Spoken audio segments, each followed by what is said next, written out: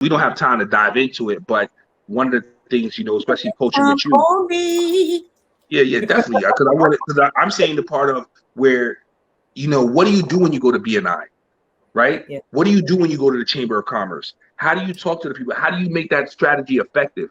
What is a flyer strategy? What should a flyer look like, right? Because I've seen people get hung up on these things where it's just like, oh, go to BNI. And they're like, they go to BNI and they're like, all right, I'm at BNI, but BNI didn't work for me. Or, if you look online, or I went to Chamber of Commerce, but it didn't work for me. I passed out flyers, but it didn't really work for me. So I always tell people, I say, hey, listen, if it worked for somebody else, it can work for you. It can right? work for you. You just don't know the right strategy. Yes. And then I can understand that. You don't want to get lost. Like, all right, I did it. Now what? Unfortunately, normally marketing is not going to turn you events day one. You know what I mean? When you send out your 100 emails, probably not going to get 50 jobs on that day. But they don't know how to get the numbers though. They don't. That's what I'm saying. But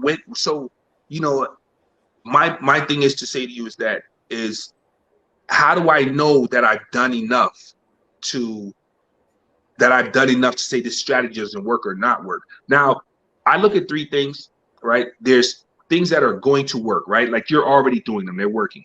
Then it's like things that I've heard other people say work, but I haven't done them, right? And then there's things that I'm just experimenting on, right?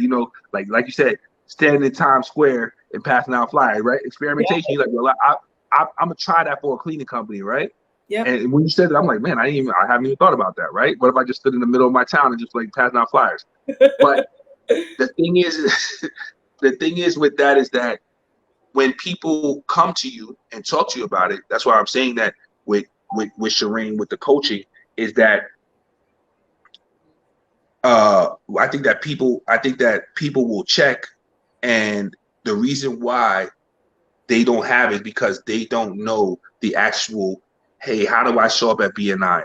How do I show up on a flyer, right? How should I print out? What should it have? What's the number? How do I measure it, right? When you don't know these things, right, having the number inside of the system so that you can track.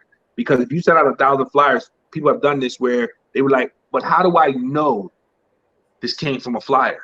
Well, that's why we have the number on it. That's why we put a QR code on it so that we can actually know that we can have the attribution, right? We want to be measuring everything that goes on in the system so we can say quantitatively, can measure, we can just measure and understand by numbers that, yes, this is actually how it's supposed to be done, right? And knowing that we're doing it like that, to getting into that level allows us to be able to be confident in our marketing plan.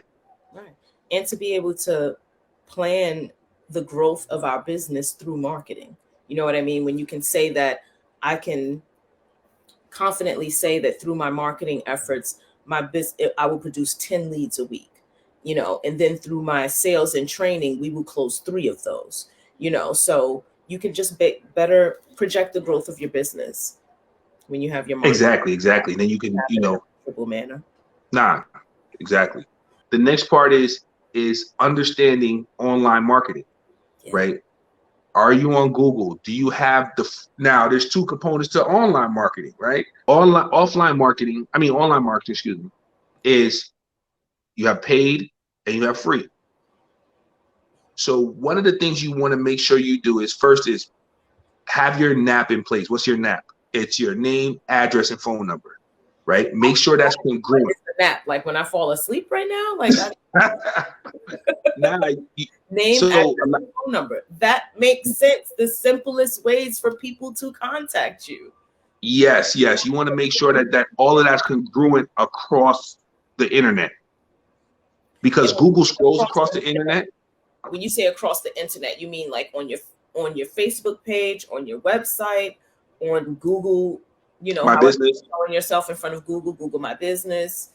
Okay. Yelp, Nextdoor, right? Across all platforms.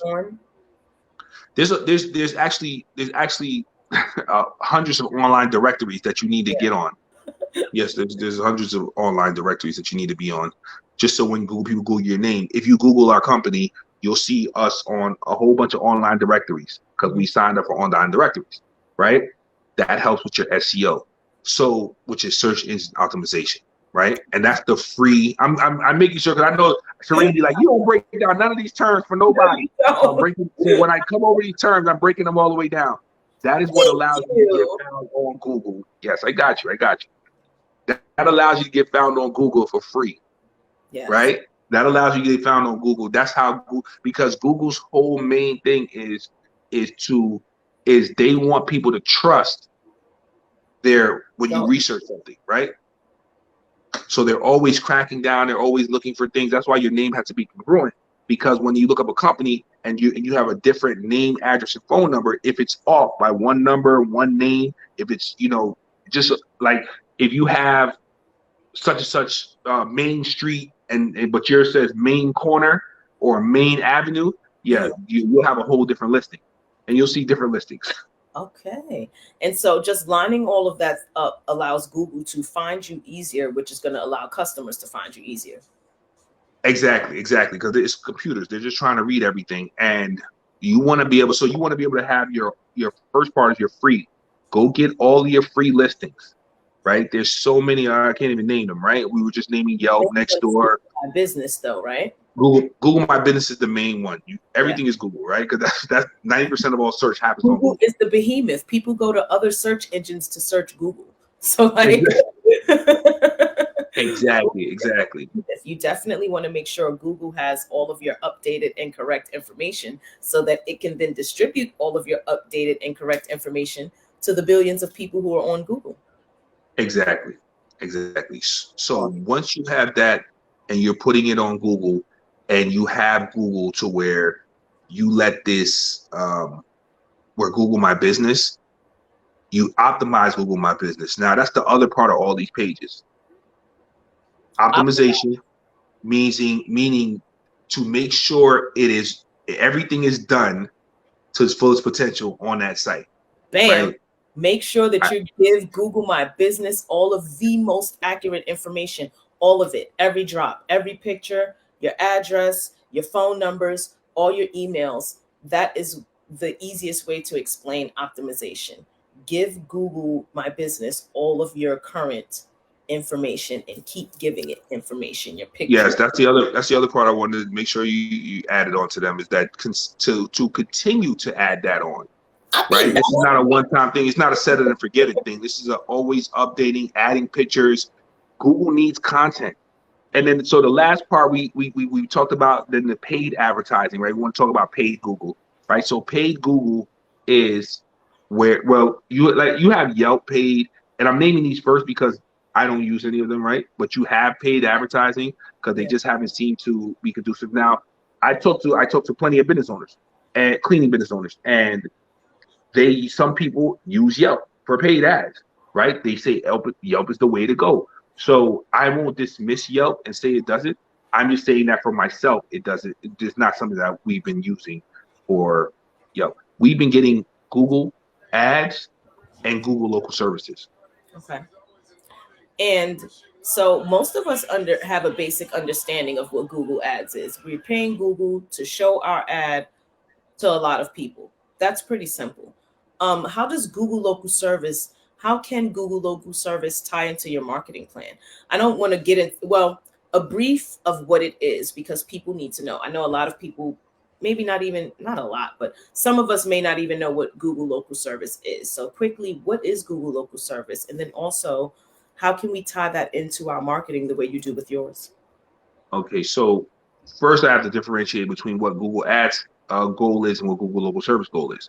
Okay. Google Ads, their goal is just to get you shown on Google. Like when somebody searches and they say, hey, looking for a cleaning company near me. Somebody sees your ad and Google charges you every time they click on it. So if they just click on it and look at it, Google charges you, right? So they have what's your cost per click, right? Now, then there's a lot of other numbers, click-through rate, things like that. But cost per click.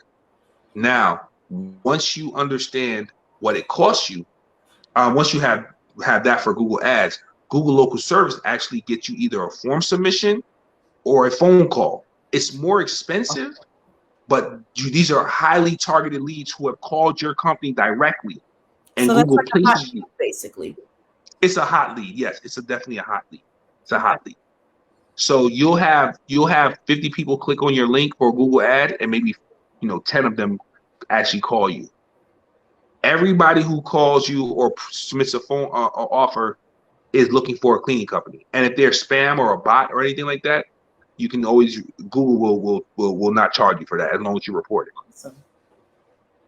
All right. So now that we understand what the difference is between Google Ads and Google Local Service, Google Local Service is bringing you a hot lead. Someone has basically Yes. filled out a quote form or called you. They are specifically looking for your service right now, as opposed to someone who just maybe clicked on your page and left for whatever reason. So Google Ads is bringing clicks to your page.